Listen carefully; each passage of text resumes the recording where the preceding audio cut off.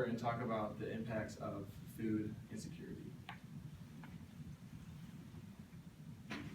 So going off what Taylor said, food is fuel, and the secure access to that food is critical to a child's overall health, and we have the responsibility to make it our top priority that children are adequately fed. So throughout this presentation, I'm going to mention these words, so it's important that you understand what they mean. And Anderson said that food security is access by all people at all times to enough food for an active, healthy life. And those foods are acquired in socially acceptable ways. So not scavenging for food or stealing them, things that we would deem typically socially acceptable. Food insecurity, on the other hand, is the limited or uncertain availability of nutritionally adequate and safe foods, or the inability to acquire them in socially acceptable ways. And last, hunger. I think we all have an understanding of what hunger is, but by definition, it's the uneasy or painful sensation caused by lack of food. And it is also the lack of access to that food. And over time, hunger may produce malnutrition. Children's Health Watch did a study, released some of their statements on the impact of food security on school readiness, and they found that food insecurity harms young children's health and development. These food insecure children are 2 times more likely to be in fair or poor health compared to food secure children. They are sick more often and are more likely to be hospitalized. And we should care about this because that burdens the tax system when they can't afford healthy food. They're not going to be able to afford their hospital visits.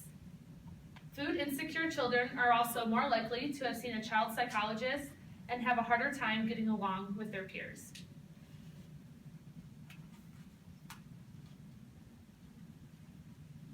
The second broad statement that Children's Health Watch said was that with an increased risk for developmental delays, food insecure children have greater difficulty transitioning into preschool and kindergarten.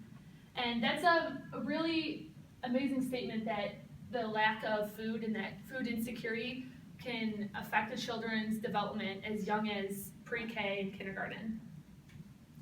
Food insecure children are 2/3 more likely at risk for these delays. There's an abundance of iron deficiency anemia, which affects cognitive function, and stress at home, such as food insecurity, alters the development of crucial brain structures, which affects the basic capacity to learn and interact productively with others.